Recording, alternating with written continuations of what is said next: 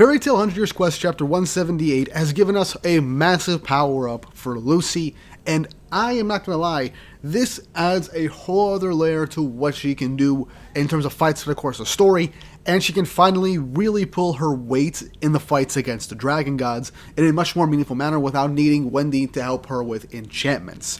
And this also makes us think about all the other instances of quote-unquote summoning throughout the course of Fairy Tail's run. Before we jump into this video, don't forget to like and subscribe and hit the notification bell for updates on future videos. Really helps and shows you guys enjoy the content I make here on the channel and shows you want to see more. And if you want to see me talk about all other manga, don't forget to check out my weekly podcast Shonen Pulse on the Panel Focus YouTube channel, where me, Nox, and Yatogami talk about 9 separate manga from 3 different magazines in-depth talks and analysis and theory crafting with everything we have for that week. It's a lot of fun and I think you guys really enjoy it.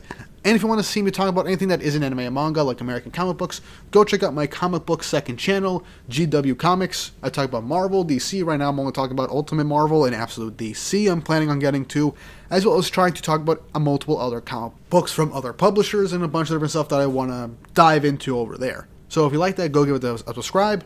Links will be in the title card and in the description down below. Now then, let's jump right into this video.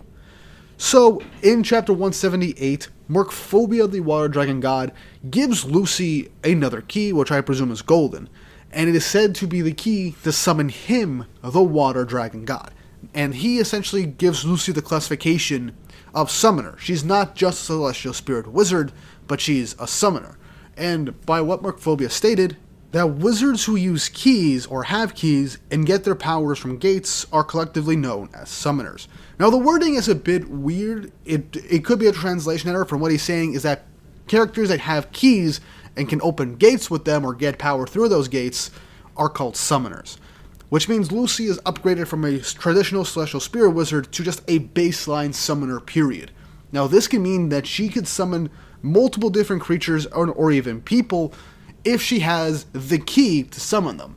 Now many of us assume that it will be like a literal key, and that might end up being the case. However, in many types of stories, in forms of media, keys or keys to gates, seals, whatever, whenever it's something supernatural or mystical, it doesn't always have to be a literal key. It can be something like a stone, it could be a coin, it could be something else. It can even be a written code for all we know. A key cannot just mean a literal key in every instance. There's always some twist on it, so it's not always the same thing, and it can end up subvert your expectations. Now what makes this interesting is that we've actually seen multiple instances of quote-unquote summoning throughout the course of the story in the mainline Fairy Tail manga and anime. So one of the big ones I do want to get into is the 18 battle gods of Yakuma, which we've actually seen summoned 3 times, twice by Minerva and once by the black magic cult Avatar in the course of the series. And in each of these instances, something needed to be done. Now in terms of what needs to be done to summon them, a lot of times it could be an incantation to be chanted or a specific sacrifice. That's how it's supposed to be made, and summoning them is mostly part of the Yakuma clan. But what makes this interesting is that Avatar managed to do this through some sort of sacrifice, as well as an incantation to summon one of these 18 battle gods. And Minerva managed to summon one of these battle gods herself with an incantation as well. Now, Minerva uses spatial magic, so she could do something along with the chant to subvert whatever summoning requirements there needs to be outside of the chant. And Avatar used a sacrifice. So, for all we know, in these instances of summoning, they didn't require keys in order to potentially open these gates or to even summon these creatures if they did have gates. Now the wording from Mercphobia requires you to have a key to access to a gate. That's simple. But with these instances, these are literally summoning mechanics in the world of Fairy Tail. And so when these were done, it was through other means, meaning that the keys, quote unquote, to summoning these creatures did not need to be physical keys. Minerva with a chant and her spatial magic could create a hole to literally summon them for a brief instance, and with Avatar, incantation and sacrifice to summon one of these 18 battle gods. And so a key most likely might have been one of the core reasons to make this summoning, but these other ways could also be a subversion or workaround to summon these things. That could also be the case. Also, it would also explain how Natsu was able to one-shot a battle god post-time skip if it follows the standard rules of summoning, like with Celestial Spirit Wizards, where it relies on the strength of the summoner. But that part is primarily my headcanon, trying to rationalize Natsu taking out a quote-unquote god post-time skip before taking out, like, the Spriggan 12, whatever. I'm not going to get into that right now. But it's not just the 18 battle gods we have to talk about. And what I want to talk about really quick for another example was Zoldeo's human subordination magic, or subjugation magic, which is essentially a polar opposite to celestial spirit magic. This allows the caster to subjugate humans and seal them in gates, using keys to literally summon human beings to fight for them. And using this magic was also how Zoldeo was able to possess Capricorn and take his body for well over a decade at that point in the story. And so in this instance, it is literally using a key to summon others. By doing so, it's literally a type of summoner magic. Now, collectively, summoners, from what we can tell from Mercphobia's whole explanation, how he's saying how Lucy has that innate talent and has grown strong enough to do so, especially now that she's reunited with Aquarius, has reached that level of summoner where it's not bound by just celestial spirit magic. She can summon multiple other things, and with Mercphobia's key, she can also summon Mercphobia now since he has a physical key.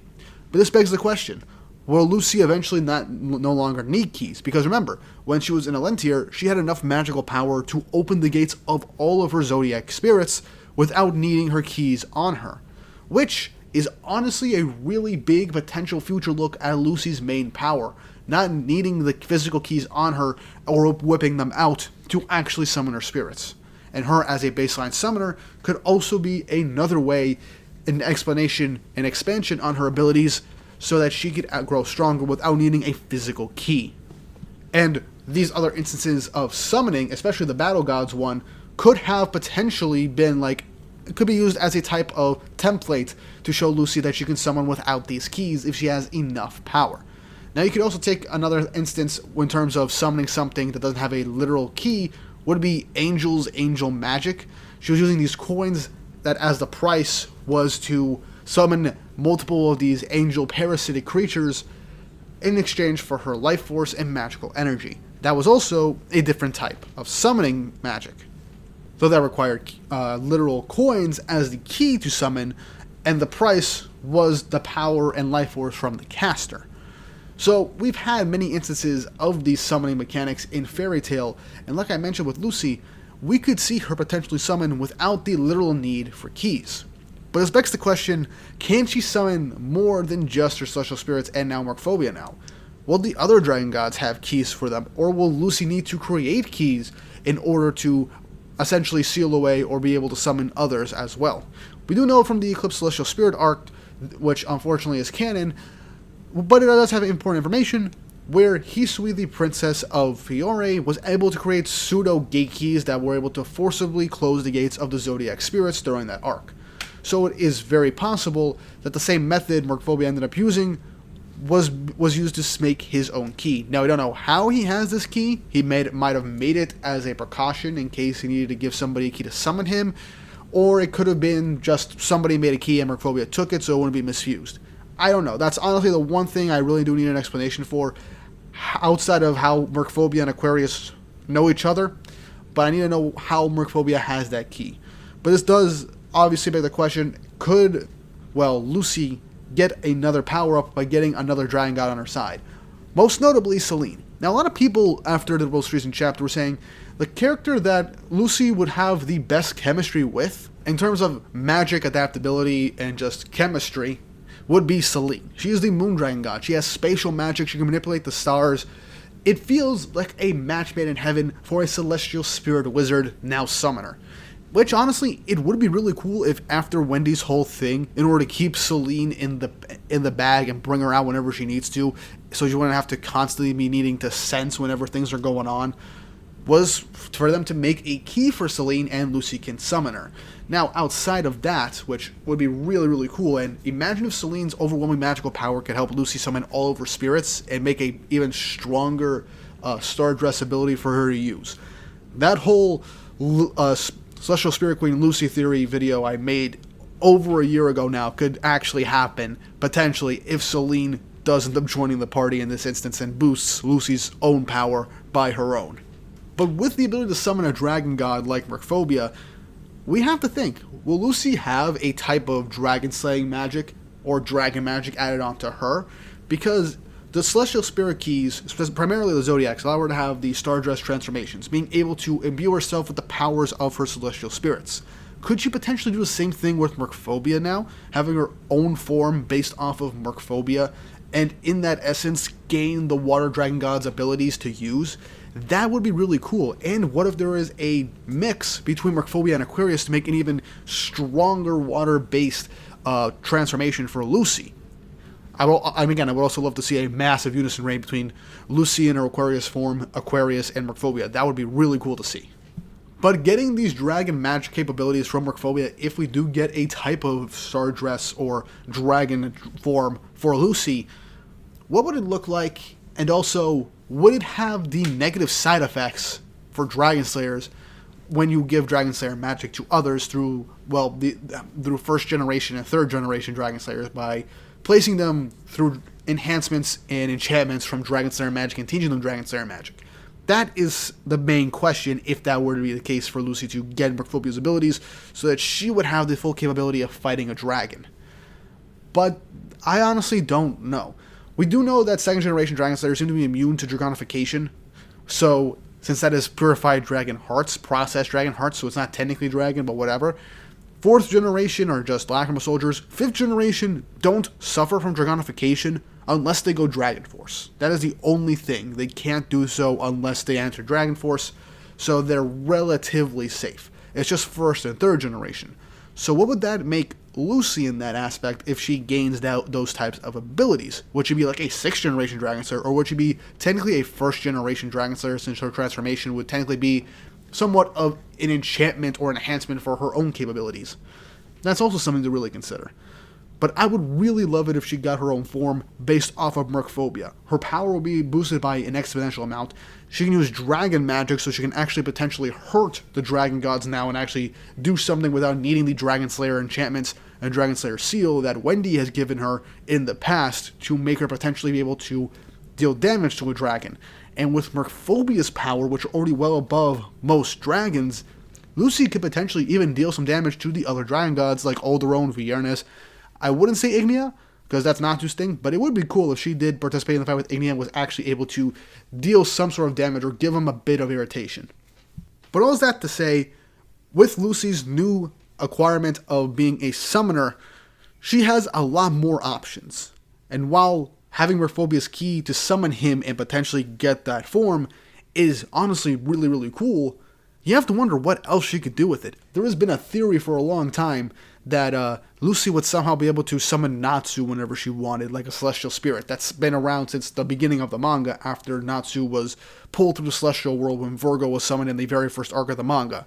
So that was honestly really interesting to see, and has a lot of theories.